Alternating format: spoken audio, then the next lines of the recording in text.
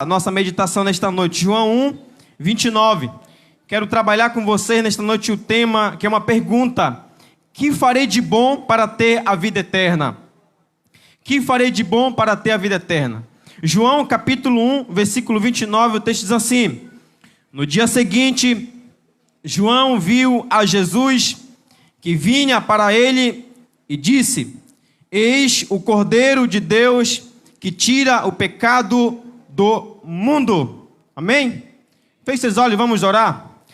Santo Deus, Criador do céu e da terra, esse é um momento importante, Pai, onde nós vamos refletir sobre a Tua palavra. A maior autoridade aqui neste púlpito, Senhor, é a Tua palavra, que é eterna, poderosa, eficaz, que salva, que cura, que liberta as pessoas. E neste momento eu rogo pela presença do Teu Espírito Santo sobre a minha vida e sobre a vida desta igreja que está aqui neste lugar. E que o Teu Espírito Santo, Ele conduza cada palavra e abra o coração e a mente das pessoas que estão aqui para compreender esta palavra que vai ser pregada nesta noite.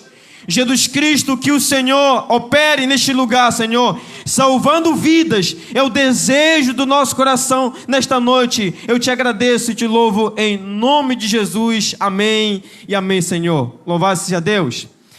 Podem se assentar.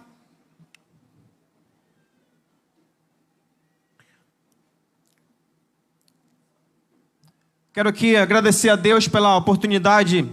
O pastor Joel nos convidou para pregar nesta noite aqui com vocês. É a primeira vez que eu prego em uma festa da colheita aqui no campo de Juruti. Quero que vocês me deem um pouco da atenção de vocês. É muito importante quando todos que estão na plateia se comportam para prestar atenção naquilo que a gente vai pregar.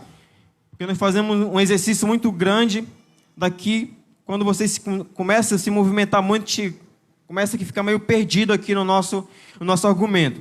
Bom, querido, o que eu quero compartilhar com vocês aqui nesta noite é esse tema, que é uma pergunta: que farei de bom para ter a vida eterna? Que farei de bom para ter a vida eterna?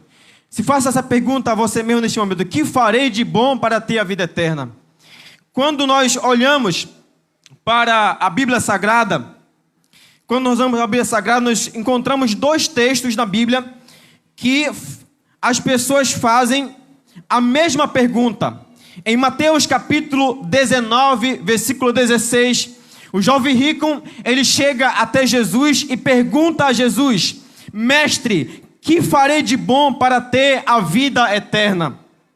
Em Atos capítulo 16, versículo 30, o carcereiro, ele se dirige até a Paulo e até a Silas, e ele pergunta: senhores, que devo fazer para ser salvo? É por isso que nós iniciamos essa reflexão com esse tema: que farei de bom para ter a vida eterna? Porque essa pergunta do jovem rico e essa pergunta do carcereiro é uma pergunta que todas as pessoas na face da terra deveriam se fazer. Mestre, ou seja, Deus, Jesus, que farei de bom para ter a vida eterna? E o carcereiro pergunta: senhores, que devo fazer para ser salvo? Por que nós iniciamos com essa pergunta? Porque quando nós vamos pregar o evangelho, quando vamos evangelizar alguém, nós falamos assim: olha, você precisa ser salvo. E as pessoas, muitas pessoas, elas pensam que elas já são salvas ou serão salvas pela maneira que vivem. Muitas pessoas pensam dessa maneira. Elas pensam que elas já são salvas ou serão salvas pela maneira que vivem. Outras pessoas argumentam: se Deus existe, Ele me ama, independentemente de eu fazer coisas boas ou de eu fazer coisas más. E quando eu morrer, eu vou ser salvo. Esse é um argumento que muitas pessoas eles colocam para a gente. E quando nós pensamos dessa forma, eu quero pensar com vocês aqui três pontos. Com a Bíblia aberta, nós vamos conversar sobre 3 pontos. O que não pode me salvar, quem pode me salvar e o que eu devo fazer para ser salvo. O que não pode me salvar? Primeiro quero falar para vocês, quando nós falamos para as pessoas que precisam ser salvos, elas dizem, não importa a maneira como eu vivo, não importa o modo de como eu me comporto no mundo, se Deus existe, Ele me ama, e se eu fizer coisas boas, Ele vai me salvar. Se eu fizer coisas más, também Ele vai me salvar. E aí, quando nós pensamos dessa forma, nós temos que fazer essas 3 perguntas. O que não pode me salvar? Quem pode me salvar? E o que devo fazer para ser salvo? E o primeiro ponto que as pessoas, elas tentam se basear para dizer que elas são salvas, elas dizem que elas são salvas por fazer boas obras. Esse é o primeiro ponto. Quando nós dizemos para as pessoas, você precisa ser salvo, ele diz assim, não, eu já sou salvo porque eu faço boas obras. E eu afirmo para você, por dentro da Bíblia Sagrada, como afirma em Efésios capítulo 2, versículo 8, que boas obras não podem salvar ninguém. Efésios capítulo 2, versículo 8 diz assim, porque pela graça sois salvos, por meio da fé, isto é, não vem de vós, isso é o quê? Isso é dom de Deus.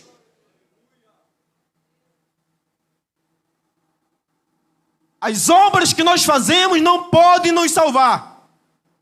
O próprio Deus afirma isso na Escritura Sagrada. Diz que porque nós somos salvos por meio da fé. E isso não vem de vós, isso é dom de Deus. Ou seja, a fé salvadora não é algo que não é algo que nós produzimos. A fé salvadora, ela é gerada pelo próprio Espírito de Deus.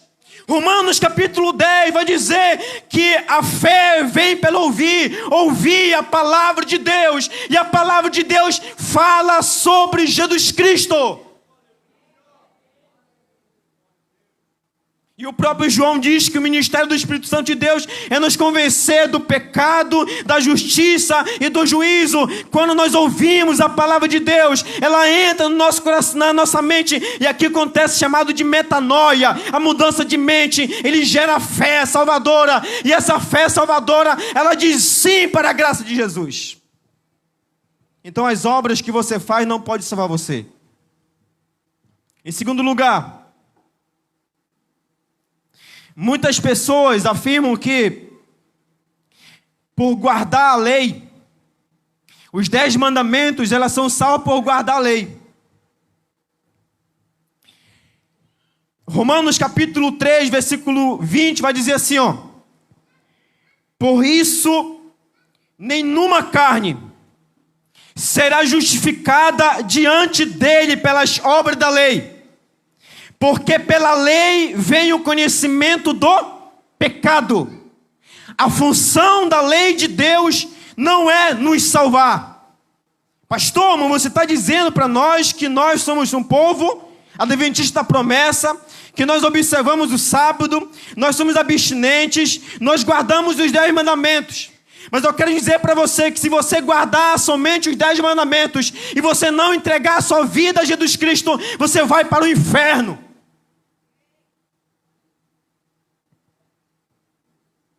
Você pode guardar todos os 10 mandamentos. Você pode guardar todas as leis cerimoniais. Mas se você não entregar a sua vida a Jesus Cristo, você vai para o inferno. Porque a função da lei não é nos salvar. A função da lei é mostrar o erro que está dentro de nós. O apóstolo Paulo vai dizer que se ele não conhecesse a lei de Deus, ele não saberia que ele era pecador. Em primeiro lugar, a obra não salva. Em segundo lugar, a lei não salva. Em terceiro lugar, placa de igreja não salva ninguém. Tem muita gente no mundo que está perdido dentro de uma sinagoga, dentro de uma igreja como Nicodemos.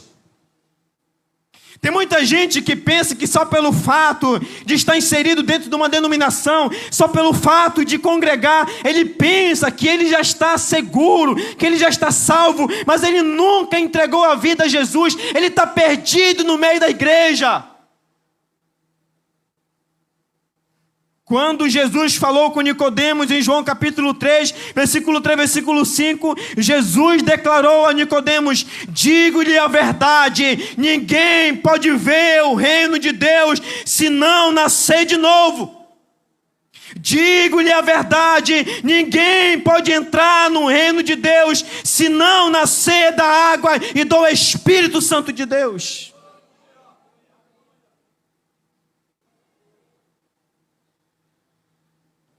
Se você pensa que você vai alcançar a sua salvação só pelo fato de você estar inserido dentro de uma congregação, se você ainda não aceitou Jesus, você está perdido no meio da igreja. Em quarto lugar, Jeremias vai dizer que maldito o homem que confia no outro homem. Não é no sentido de que eu não posso ser amigo. A situação que Jeremias está dizendo é que maldito é aquele que entrega o seu futuro, que entrega a sua vida na mão do outro homem. Quando Jeremias ele fala sobre esse contexto, o povo de Israel tinha trocado Deus por Baal. Ele tinha trocado o Deus verdadeiro pelo Deus falso. Ele estava entregando a salvação deles, a vida deles, o futuro deles na mão de Baal. E aí Deus manda que Jeremias fale assim: ó, maldito o homem que confia no outro homem. E tem muitas pessoas que confiam a sua salvação na mão de pastor, que confiam a sua salvação na mão de padre. Tem muitas pessoas que confiam a sua salvação na mão de santos padroeiros. E eu falo uma verdade aqui com toda a autoridade que a Bíblia nos dá: Nossa Senhora da Saúde não pode salvar você.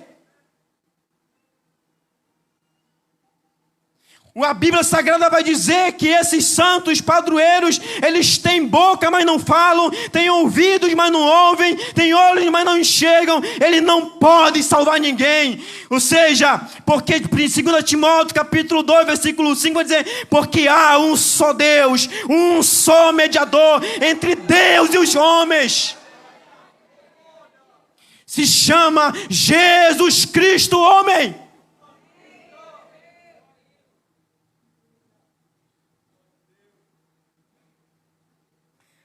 Não existe outro mediador na terra, não. E nem no céu, só existe o Messias, o leão da tribo de Judá, o Emanuel, o Deus conosco, o Filho de Deus, aquele que tabernaculou no nosso meio, o Verbo encarnado.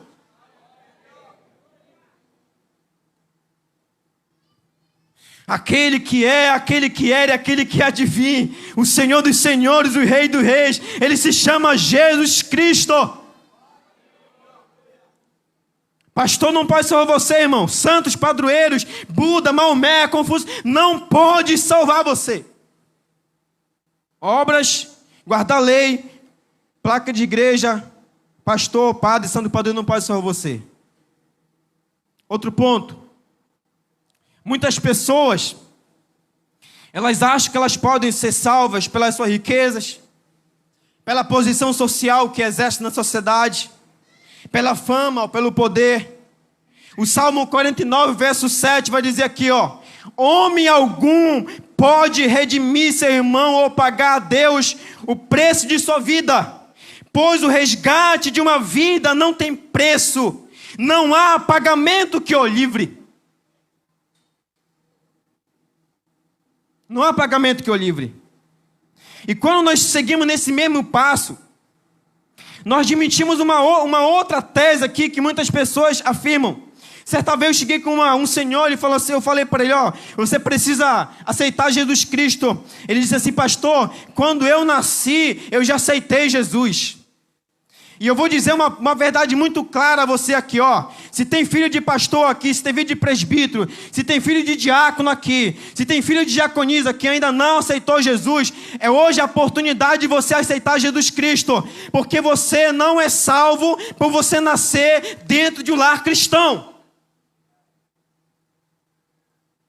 E também ninguém nasce salvo. Existe uma teologia que é ensinado que quando a criança chega a alguns meses de nascido, ou até uma certa idade, leva até certa pessoa para batizar, para que não morra pagão. Mas eu quero dizer para você o seguinte, é que ninguém nasce salvo quando nasce, ninguém nasce salvo. Romanos capítulo 10, versículo 9 e o 10 vai dizer assim, a saber, se com tua boca confessares ao Senhor Jesus e em teu coração creres que Deus o ressuscitou dentre os mortos, serás salvo, visto que com o coração se crê para a justiça e com a boca se faz confissão para a salvação.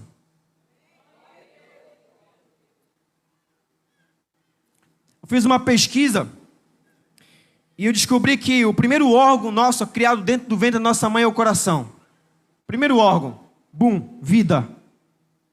Quando gerou vida, pecador. Eu sinto muito dizer para você que tem a sua criancinha pequena aqui. Sinto muito dizer para você. Vida, dentro do ventre da mãe. Pecador. Miserável. Filho da ira. Alvo da ira de Deus. Pastor, mas nasceu dentro da cristão, pastor. Mas quando a criança nasce, ela não confessa Jesus. As crianças de vocês nascem confessando Jesus como Senhor e Salvador? Nascem? Não.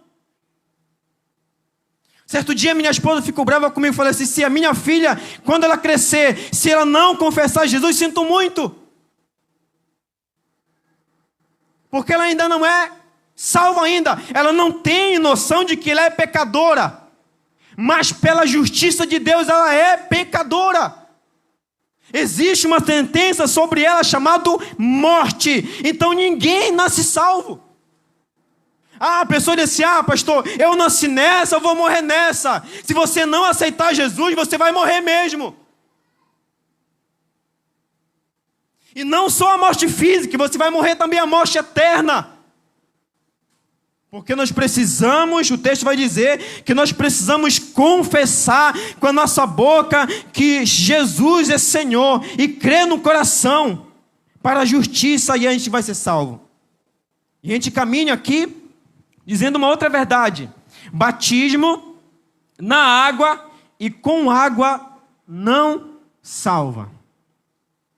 Eu falei para você aqui, que as obras não salvam, guardar a lei não salva, a placa da igreja não salva, o pastor, o padre, os santos padroeiros não salva, a sua riqueza, o seu diploma, a sua posição social, a sua fama, o seu poder não pode salvar você. Ninguém nasce salvo. O batismo na água e com água não salva. Eu vou levar meu filho para ser batizado por a expensão para não morrer pagão. Ou eu vou com o pastor lá porque houve o batismo. Eu preciso que o meu filho ele seja batizado para ser salvo. A Bíblia Sagrada vai nos dizer o seguinte, vai nos dizer em Marcos capítulo 16, versículo 16, vai assim, e quem crê e for batizado será salvo, mas quem não crê será condenado. O batismo, ele não é um ato para a salvação. O batismo, ele é uma confissão pública de que eu já creio em Jesus Cristo. Assim como era a circuncisão no Antigo Testamento, as pessoas só eram circuncidadas a partir do momento que elas declaravam que elas já professavam a fé em Deus. Tem muita gente que é batizada, mas não é salvo. É por isso que não podemos ser tardio em batizar aqueles que já creram em Jesus e não ser muito rápido em batizar aqueles que não creram. Batismo não pode salvar você. Outro ponto, chegando aqui na parte ainda, a gente fala aqui dos santos padroeiros. Olha que Jeremias capítulo 10, versículo 14 vai afirmar. Muitas pessoas, eles creem que imagem de escultura ou deuses pode salvar. Jeremias capítulo 10, versículo 14 vai dizer o seguinte: as imagens são falsas e nelas não há fôlego de vida. E nela não há fôlego de vida. Muitas pessoas se curvam diante dos deuses da terra. Ou você pensa que idolatria é apenas adorar um santo? Idolatria é tudo aquilo que você coloca no trono do seu coração além de Deus. Tudo aquilo que ocupa, em primeiro lugar, o trono do seu coração é idolatria. É por isso que quando te lê Romanos capítulo 1, o Romanos capítulo versículo 18 vai dizer que a ira de Deus se revela do céu sobre toda a impiedade e sobre toda a injustiça. O que é impiedade, pastor? É a rejeição do homem para com Deus. E o que é injustiça, pastor? É a rejeição do próximo para com o próximo. O homem na sua mente, ele rejeitou, ele tirou o Deus da sua mente e criou o seu próprio Deus para adorar. E quando nós criamos nosso próprio Deus para adorar, nós criamos nas nossas próprias regras.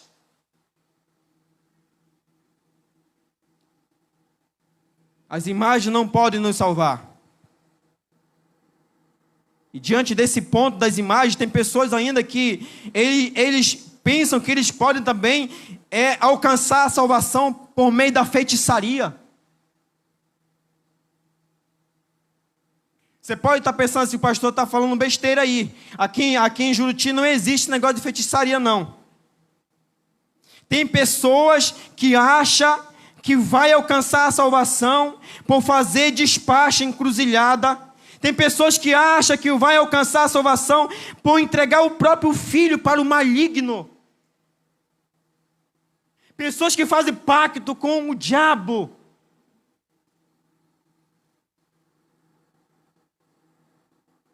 Pensando que vão alcançar a salvação pelo meio dessas obras. Hebreus capítulo 10, versículo 4 vai dizer assim, ó: porque é impossível que o sangue dos touros e dos bodes tire os pecados do mundo. É impossível. Talvez a desconstruir muitos pensamentos aqui.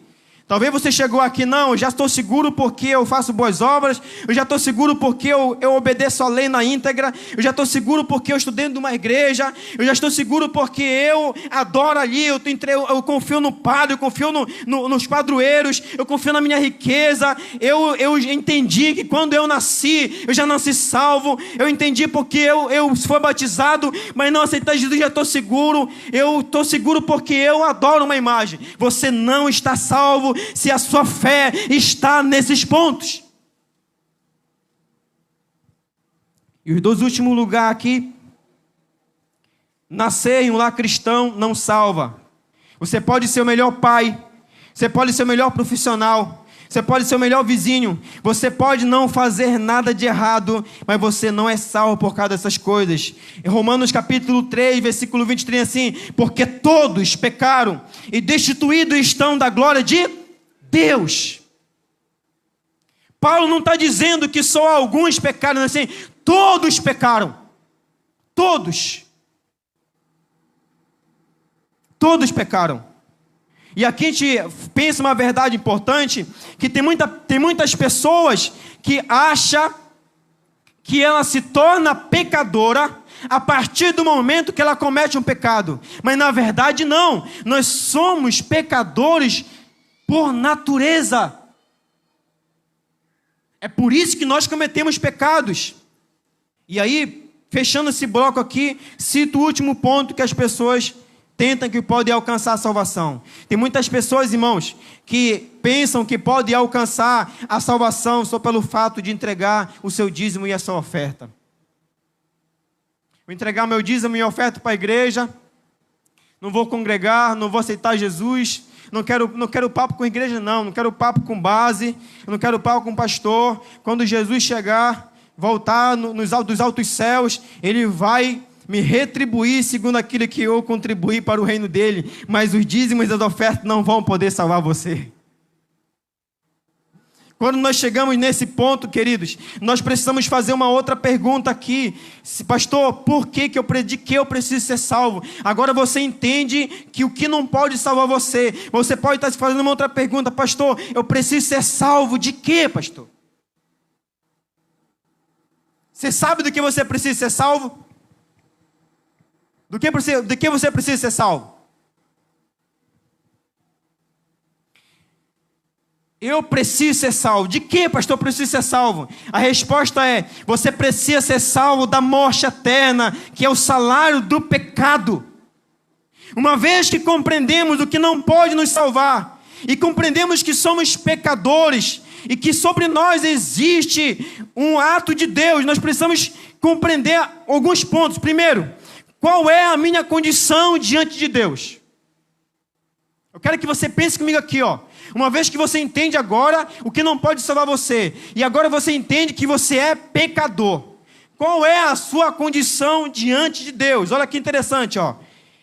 O Salmo 51, verso 5, vai dizer o seguinte: eis que em iniquidade fui formado, e em pecado me concebeu a minha mãe. Esse texto, querido, não está dizendo que a mãe de Davi, ela flertou com outro. Na verdade, Davi está dizendo que desde o ventre da mãe dele, ele já era pecador. Ou seja, nós somos pecadores desde o momento que fomos gerados no ventre da nossa mãe. Então, se somos pecadores, diante de Deus, diante do tribunal de Deus, nós somos réus.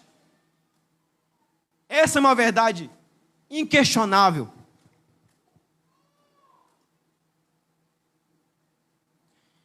Quando nós pensamos nessa verdade inquestionável, de que nós somos pecadores desde o ventre da nossa mãe, e que diante do tribunal de Deus somos réus, isso me faz refletir um ponto muito importante.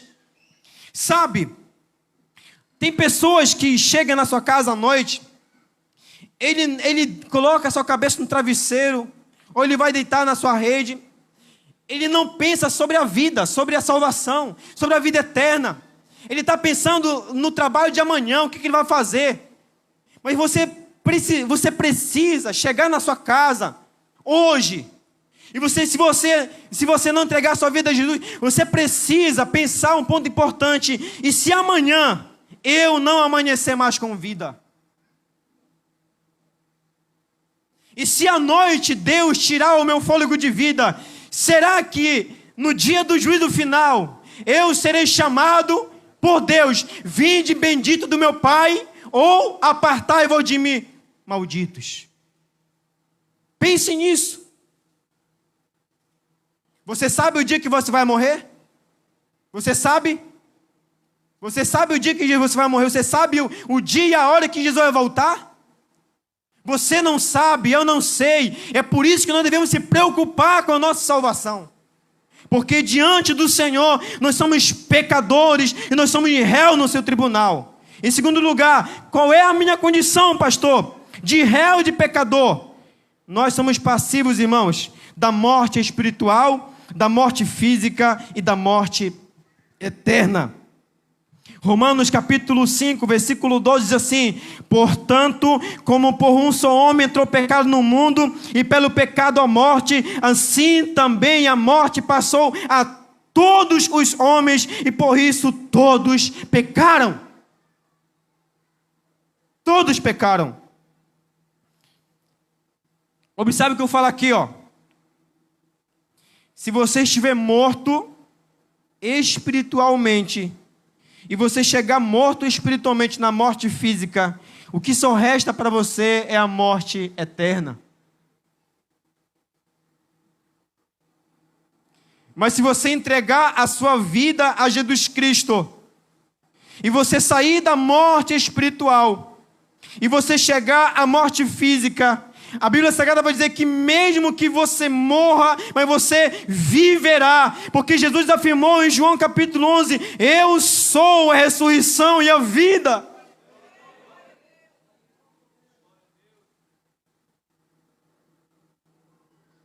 Se você chegar morto espiritualmente, na morte física, a única coisa que resta para você é a morte eterna. Primeiro, agora você entende que você é pecador, e como pecador você é réu diante do tribunal de Deus. Em segundo lugar, a sua sentença é a morte espiritual, a morte física e a morte eterna. Qual é a minha condição, pastor, diante de Deus? Irmão, isso aqui é muito pesado. A pessoa que ainda não aceitou Jesus Cristo, diante de Deus, Romanos capítulo 5, versículo 10, Romanos capítulo 1, versículo 18, e Efésios capítulo 2, versículo 3, vai dizer que nós somos inimigos de Deus. Não vem me dizer que você que ainda não aceitou Jesus, que você é filho de Deus, que você não é, não. A Bíblia Sagrada vai nos dizer que nós somos criaturas de Deus. E pelo fato de nós ainda não sermos reconciliados, aquela pessoa que ainda não foi reconciliada com Jesus, com Deus mediante a fé em Jesus Cristo, a Bíblia Sagrada vai dizer que ela é inimiga de Deus, ela não tem paz com Deus, e nós somos alvos da ira de Deus.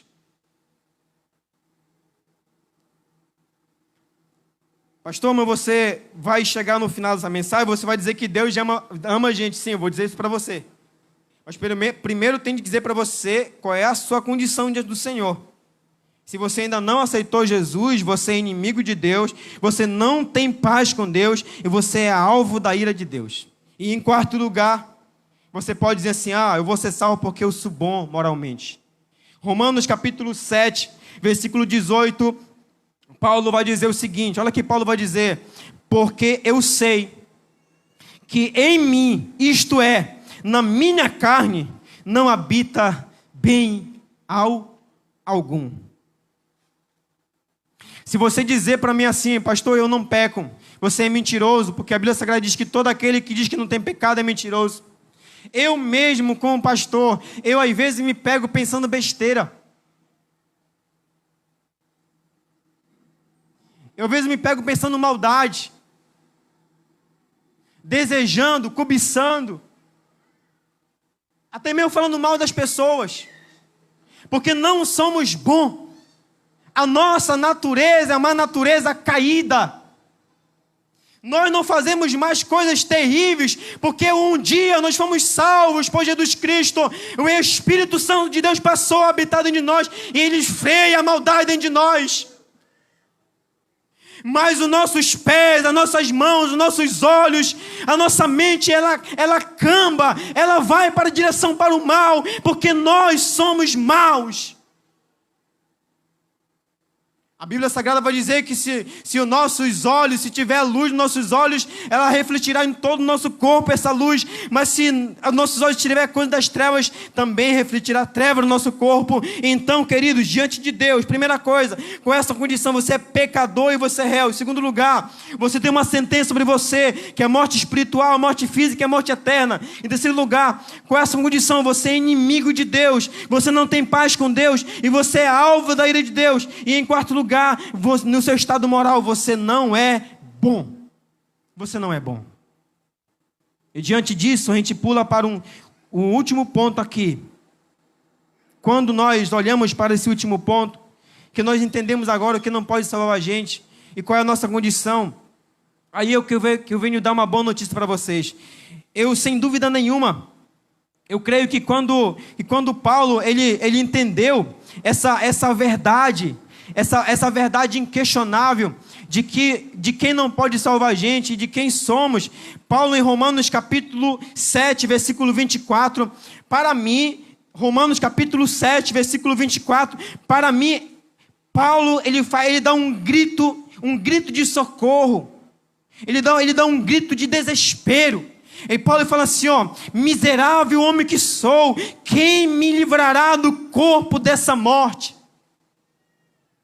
Paulo ele chega à conclusão de quem ele era. Ele entende que, ou seja, o judaísmo não poderia salvar ele. Ele entende que as obras não poderiam salvar ele. Ele entende quem ele é diante do Senhor. Ele fala assim, e agora, Senhor, que eu sou um miserável, quem me libertará do corpo dessa morte? Quando Paulo cita esse texto, ele tem uma cena na mente dele.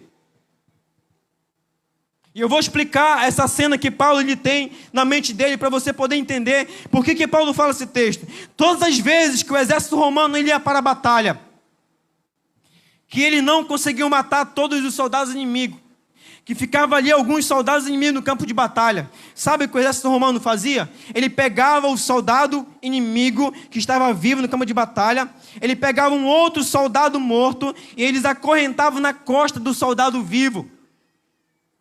E eles faziam com que esse soldado vivo caminhasse do campo de batalha até o campo de concentração com aquele soldado morto nas suas costas.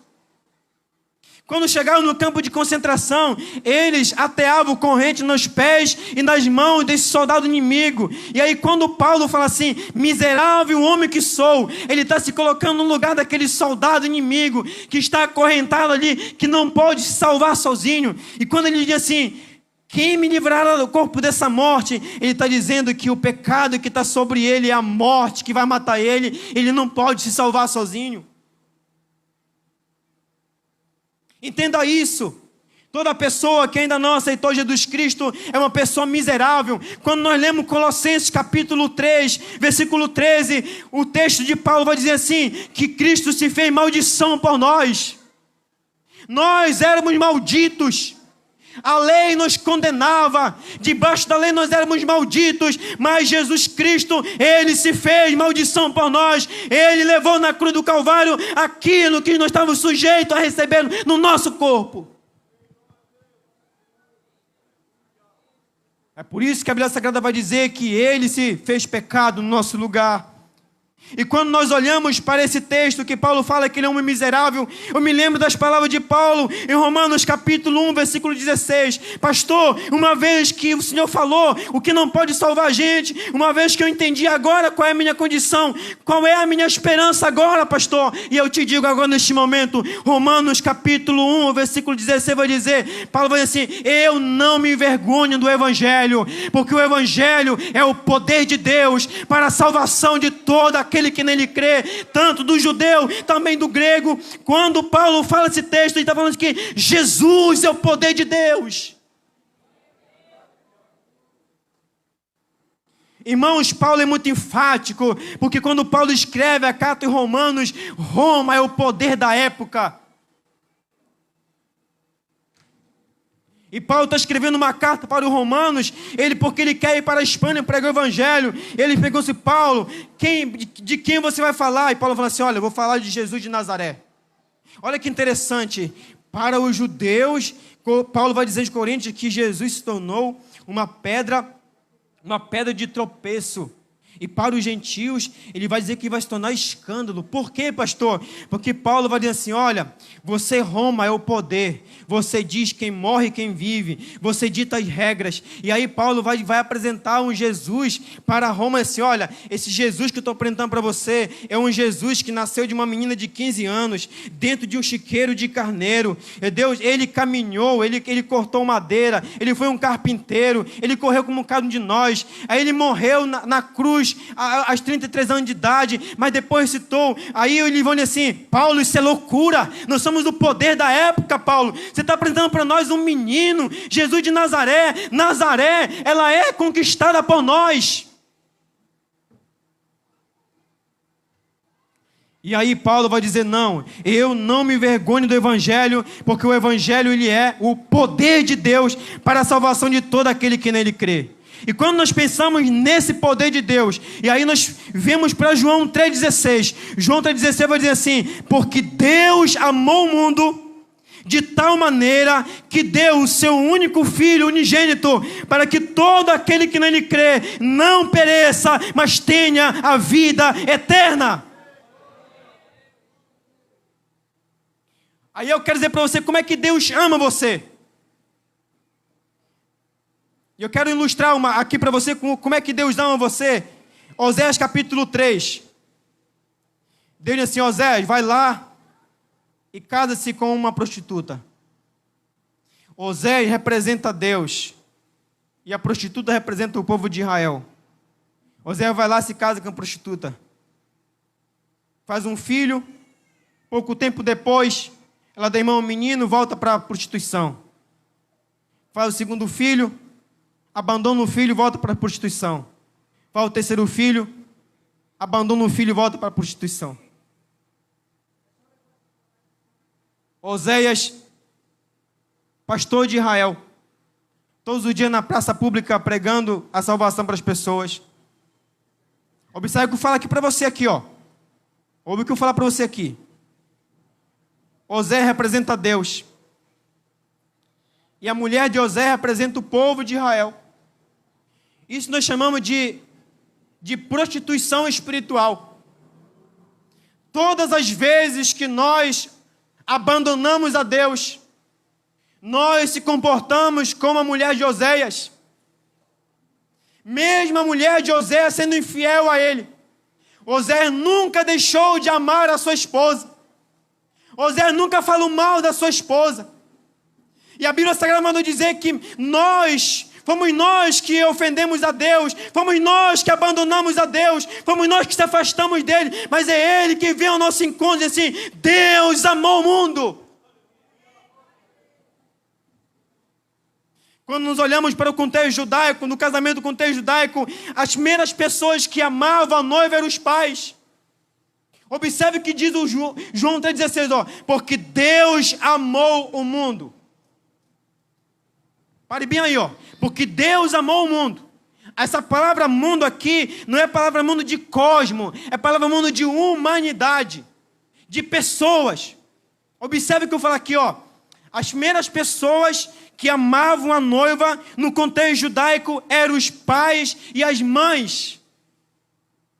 Quando eles iam se casar, esses adolescentes, o pai e a mãe, eles iam até a casa de uma outra pessoa e diziam assim: olha, eu decidi e escolhi a tua filha ou o teu filho para se casar com meu filho. Olha que interessante, que quem nos ama primeiro é o pai. Deus nos amou primeiro. Deus nos escolheu primeiro. Olha que interessante. Mesmo nós sendo inimigo de Deus, não tendo paz com Deus, aquilo que afirma em Romanos, Deus olhou do céu, não viu um justo sequer, não há quem buscasse a Ele, não há quem entendesse a tua palavra, mas mesmo assim, Ele disse assim: eu os criei, e segundo a minha imagem e semelhança, e eu vou amar Ele mais nova vez. O Pai nos amou primeiro. Quando o pai e a mãe voltavam da casa da noiva, eles chegavam nessa casa e diziam assim: meu filho, nós já encontramos a mulher com quem você vai se casar. Amanhã, você vai lá nessa casa e você vai pagar um dote. Você pode levar uma quantia em dinheiro, seriam as moedas, ou você pode levar uma pele muito cara. Deus olhou para nós, para mim e para você. Olhou para cada um de nós individualmente, não olhou para uma multidão, olhou para cada um de nós. E disse assim: eu já escolhi com a noiva, a tua noiva, Jesus Cristo. Eu escolhi tua noiva, meu filho. Tu vai se casar com essa noiva. Ela ainda não te ama, mas eu vou fazê-la te amar. Ela não é fiel a ti, mas ela vai ser fiel a ti, meu filho. Ela se comporta ainda com a mulher de Oséias, mas tu vai continuar amando ela, porque eu já amei ela primeiro. Eu me afeiçoei dela. Eu escolhi ela para ser o teu povo. Agora, meu filho, tu vai descer para a terra, tu vai deixar teu trono, tu vai deixar tua glória. Tu vai descer para a terra, tu vai nascer de uma virgem. E tu vai morrer, tu vai dar tua própria vida para pagar o dote em resgate dessa noiva. Deus nos amou primeiro. O Filho veio. O Filho veio e Ele pagou o dote, mas Ele não pagou com ouro, Ele não pagou com prata, Ele não pagou com carne, Ele pagou com o próprio sangue, Ele pagou com a própria vida, Ele comprou a noiva, Ele comprou a igreja. É por isso que eu tenho assim, porque Deus amou o mundo de tal maneira, que deu seu único filho unigênito. Esse filho agora ele volta da casa da noiva, e agora já pagou o dote, agora ele volta para a casa do pai. João capítulo 14, o texto que o pastor Ageu pregou ontem aqui, ele assim: eu voltarei. Olha que interessante. Jesus veio, pagou o dote, comprou a noiva dele, o noivo voltar para a casa do pai para preparar um lugar, um cômodo, uma casa. João capítulo 14, assim: eu subirei ao céu, mas eu voltarei mais uma vez para buscar vocês, para que onde eu esteja, você estejais também. E é nesse contexto que Jesus Cristo ele vai contar a parábola de Mateus capítulo 25, que são ali a parábola das 10 damas. A noiva está lá. Olha que interessante. Quando ele pagava o dote, eles escolhiam 10 damas de honra, que eram amigas do casal. No casamento judaico, geralmente, a notícia do casamento, ela vinha ali pelas 6 da tarde. Um amigo, ele descia a rua, tocando uma trombeta, ou anunciando assim, chegou o dia do casamento do fulano com a fulana. E quando eu me lembro disso, eu olho para Mateus capítulo 24. O texto de Mateus capítulo 24 vai dizer que aparecerá no céu o sinal do Filho do Homem. E ao ressoar da trombeta, os anjos vão recolher de todos os cantos da terra todos aqueles que aceitaram Jesus como Senhor e Salvador das suas vidas. Deus já amou a gente, o Filho já pagou o dote. Nós só estamos agora aguardando o ressoar da última trombeta, mas a noiva não sabe nem o dia nem a hora que o noivo vai voltar. Geralmente ele voltava às 6 da tarde, mas naquele dia ele não voltou às 6 da tarde. O amigo anunciou, as 10 damas foram para a beira das suas casas com as suas lamparinas. Umas levaram bastante azeite, outras não se preocuparam com o azeite. Tem muita gente que está assim. Tem muita gente assim, pastor, eu vou curtir um pouco. Ainda vou experimentar mais um pouco da vida. Ainda vou tardar ainda para entregar minha vida a Jesus Cristo. Aí o azeite vai se esvaziando. Vai se esvaziando, vai se afastando da presença do Senhor. Vai se tardando os dias, quando nem espera, Jesus volta e não está preparado para a volta de Jesus. Mas bem-aventurados aqueles que permanecem firmes. Bem-aventurados aqueles que continuam crendo na volta de Jesus Cristo. Aqueles que têm se afastado do pecado. Aqueles que têm se afastado da iniquidade. Aqueles que têm se afastado da injustiça. E aí o texto vai nos dizer que algumas coisas, elas contribuem para o nosso bem. Primeiro, Deus decidiu nos salvar, pelo fato de nos amar. Em segundo lugar, o segundo ponto que favorece a nossa vida é que Deus providenciou um meio para nos salvar. Jesus Cristo.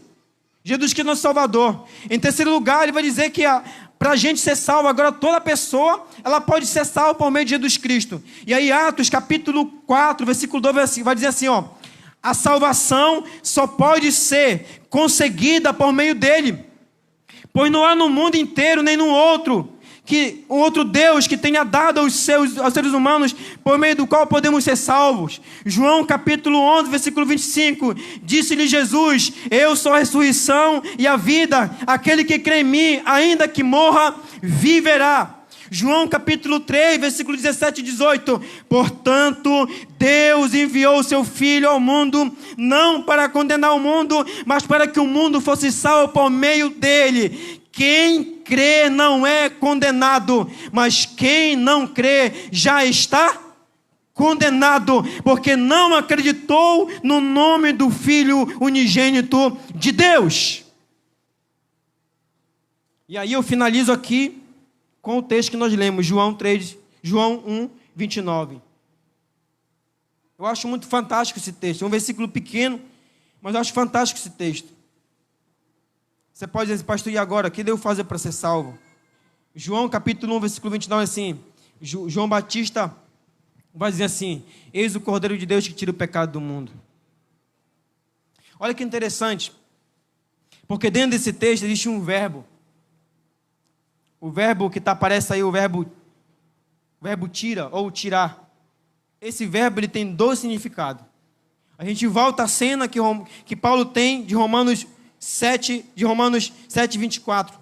Que ele fala do corpo morto que está nas suas costas. Quando eu penso nesse texto, eu imagino Paulo falando do Romanos 1, 24. Primeiro ponto, primeiro significado desse verbo. Primeiro significado desse verbo. O primeiro significado desse verbo é remover. E o segundo significado desse verbo é carregar sobre si. Olha que interessante.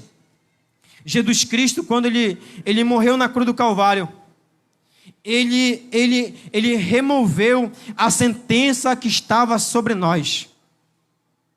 Toda pessoa agora que invoca o nome do Senhor, Toda pessoa agora que crê no coração e confessa com a boca que Jesus é Senhor e Salvador, Jesus ele remove a sentença que está sobre essa pessoa. Qual é a sentença, pastor? A morte, a ira de Deus, a paz que não tinha. Jesus remove. E agora, pastor, ele carrega sobre si na cruz do Calvário.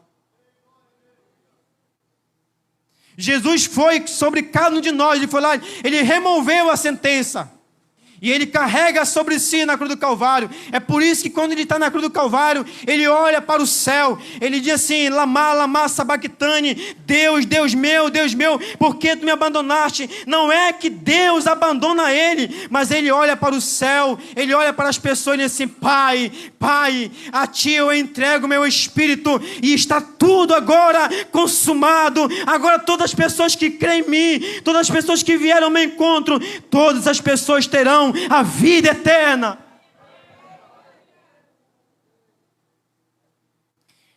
E diante disso, a gente pensa em Lucas capítulo 15, para nós fecharmos aqui. Em Lucas capítulo 15, Jesus está comendo com os publicanos, com os pecadores, e aí os escribas e os mestres daquela época criticaram Jesus. E Jesus vai contar 3 parábolas. Ele vai contar a parábola da ovelha perdida. Ele vai contar a parábola da dracma perdida. Ele vai contar a parábola do filho perdido.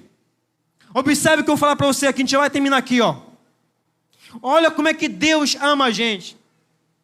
Quando Jesus está conversando com os publicanos, Jesus está conversando com os publicanos, com os pecadores. Um dos publicanos era Mateus, ou chamado como Levi.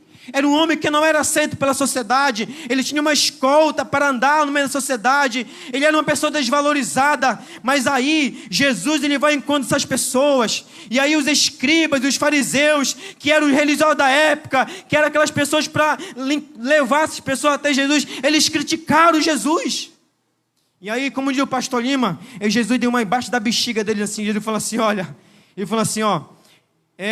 há festa no céu por um pecador que se arrepende, por 99 justos que não precisam de salvação.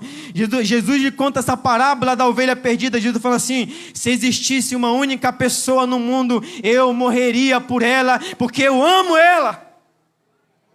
Se existisse um único pecador na cidade de Juruti, valia a pena ter uma igreja. Jesus morreria por essa pessoa, mas Jesus olhou para o céu, não vê um justo sequer. Então Jesus morreu para salvar você. Jesus morreu porque Ele ama você.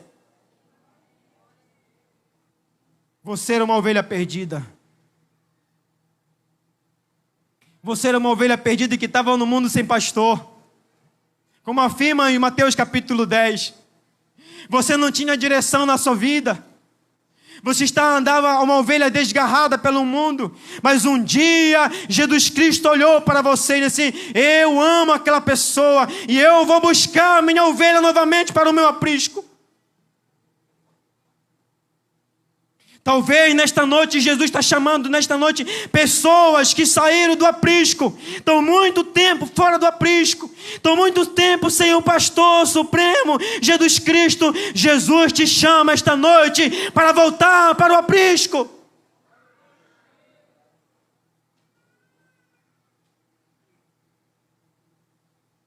Jesus também contou a parábola da dracma perdida. Por que ele fala da dracma, pastor? Porque a dracma era uma moeda muito importante. E uma moeda escondida, uma moeda perdida, ela não gera valor.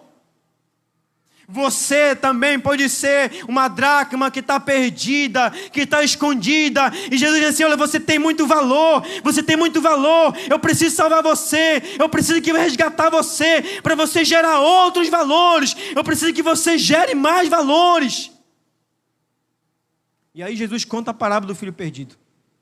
Quantos e quantos filhos estão longe do caminho do Senhor? Quantos e quantos filhos, como diz a parábola, estão comendo as migalhas dos porcos? Foram para o mundo pensando que os amigos iam consolar, pensando que os amigos iam ajudar. Agora se encontram sem amigos, sem esperança. Mas o Paulo vai dizer assim: mesmo que o meu pai e minha mãe me abandonem, mas eu sei que o Senhor nunca me abandonará. Mesmo que você saiu do aprisco do Senhor, mesmo que você é uma dracma que está perdida, mesmo que você foi um filho que está aí no mundo, Jesus nesta noite chama você: filho, eu estou pronto para receber você, eu vou matar touro, eu tenho vestes para você, eu tenho anéis para colocar no seu dedo, eu tenho sandálias para colocar nos seus pés. Filho, volta para casa, filho. Jesus chama você nesta noite, querido.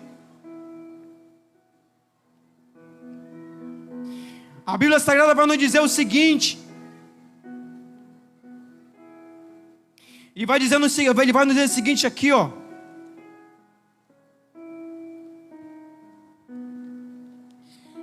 Em Mateus capítulo 1, versículo 28, versículo 30.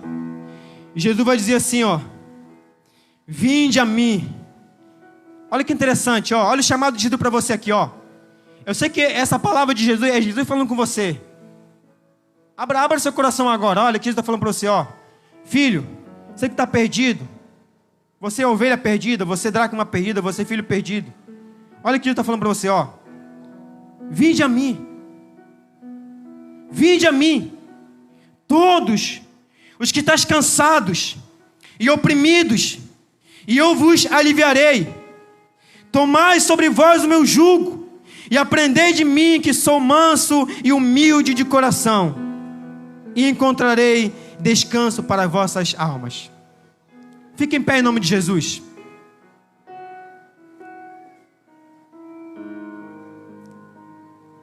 Diante dessa palavra, querido, nós só temos duas escolhas. Diante de tudo que nós ouvimos aqui, você só tem duas escolhas na vida. Na vida não existe três opções. Na vida só existe duas opções: vida ou morte, céu ou inferno. Ser servo de Jesus ou ser servo do maligno.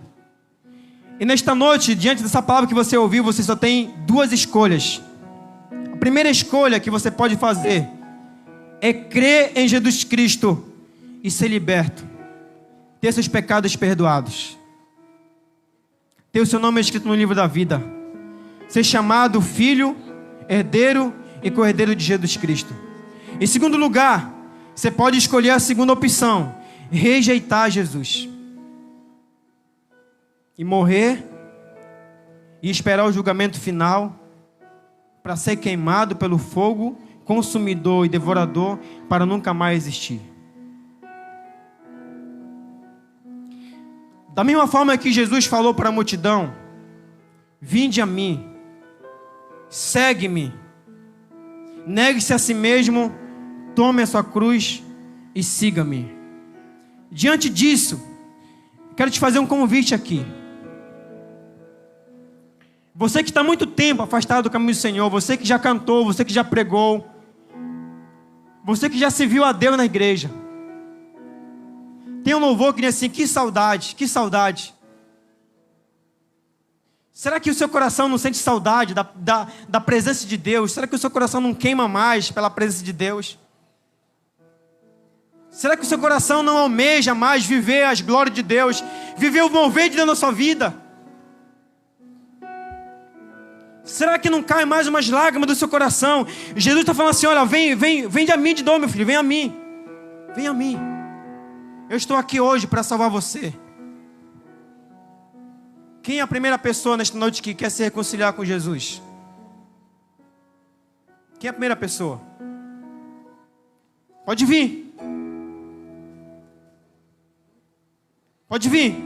Esse é o chamado de Jesus. Vinde.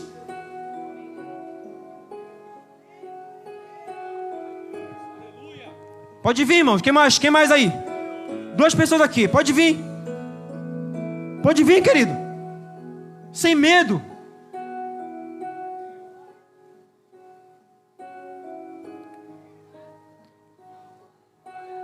A presença de Deus, irmãos, ela é irresistível. A presença de Deus na nossa vida, ela é irresistível. É por isso que Paulo fala que a graça e o amor de Deus nos constrange. Nós não merecemos ser amados, mas Ele ama a gente. Tem mais gente aqui. Você que está afastado do caminho, você pela primeira vez está aqui. Você sente o desejo no coração de entregar a sua vida a Jesus. Queridos, A decisão mais importante da nossa vida, a escolha mais importante da nossa vida, não é com a esposa que a gente vai se casar, não é a cidade onde vamos morar, não é a faculdade que vamos estudar. A decisão mais importante da nossa vida é entregar a nossa vida a Jesus Cristo.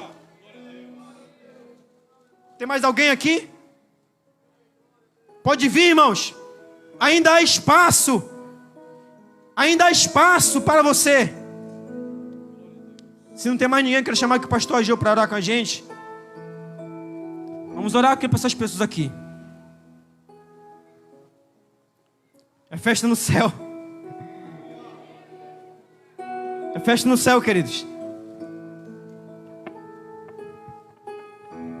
Estão todos reconciliando hoje aqui? Estão voltando à casa do Pai? Graças a Deus. Vamos orar agora. Mas ainda tem a oportunidade. O Evangelho hoje foi bem claro para todos vocês aqui. Como falou hoje o pregador, o Evangelho, ele é irresistível. Amém? Você não pode resistir. Você não pode resistir. Você não pode resistir. Ouça bem. Ouça bem. Você não pode resistir. Sai do teu lugar agora e vem aqui, em nome de Jesus. Vem te reconciliar. Vem aceitar Jesus como teu Salvador. Pode vir, pode vir, pode vir. A igreja está orando aí porque é a guerra. É guerra. O Senhor está mudando vidas hoje aqui. Está salvando pessoas hoje aqui. Pode vir. Sai do teu lugar aí, você, irmão, irmã. Você ouviu o Evangelho. Você precisa de salvação. Você precisa de vida. Pode vir. Vem aceitar Jesus como Senhor e Salvador da tua vida. Pode vir, irmão. Abre caminho aí. Pode abrir caminho. Vem mais. Vem mais. Mais pessoas aqui. Mais pessoas aqui. Você que está aí atrás. Deus está falando contigo, irmã. Quanto tempo Deus tem falado com você? Deus tem falado ao teu coração. E nessa noite Ele deixa bem claro para você novamente. Que Ele te ama. Jesus entregou a vida por você. Ele ama você. O Evangelho, ontem eu falei aqui, o Evangelho é radical. É vida ou morte. É salvação ou condenação. Por isso que a gente não pode brincar com esse negócio. Você não pode ficar protelando, ah não, mas na outra festa, amanhã, no outro culto, não, é hoje. Se hoje ouvires a voz do Senhor teu Deus, não endureça o teu coração, porque hoje chegou salvação na tua casa, hoje chegou salvação na tua vida, é agora, não é amanhã, é agora, é agora, é agora, pode vir. Vai abrindo o caminho e vem te reconciliar. Vem aceitar Jesus. A porta da graça está aberta. Pode vir, irmã. Pode vir, pode vir. Esquece quem está do teu lado. É você e Deus, é você e Jesus. É você e Jesus. Não resiste, não resiste, não resiste, não resiste. Pode vir, irmão. Vem. Vem, sai de lá. Vem chorando, vem. Entrega a vida. Não dá mais para resistir. Não dá mais para protelar. Não dá mais. Aceitando Jesus como Senhor e Salvador da vida. Amém? Aceitando Jesus. Como é o nome dela? Sara. Sara. Melhor decisão da tua vida. Graças a Deus. Tem mais alguém aqui aceitando Jesus como Senhor e Salvador? Todos estão se reconciliando. Kennedy, aceitando. Vem aqui os dois aqui. Vem os dois aqui. Por gentileza, vem aqui. Aceitando Jesus como Senhor e Salvador. Vem aqui, pastor.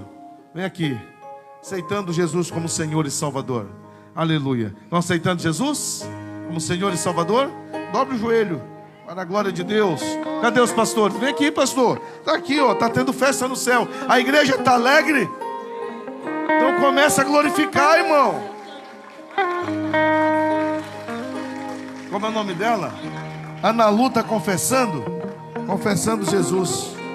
Filha de crente, mas ainda não aceitou Jesus. Tem algum filho de crente que ainda não aceitou Jesus aí? Ainda não confessou? Vem aqui, irmão. Vem aqui, irmã. Em nome de Jesus. Os irmãos aqui reconciliando. Vamos orar.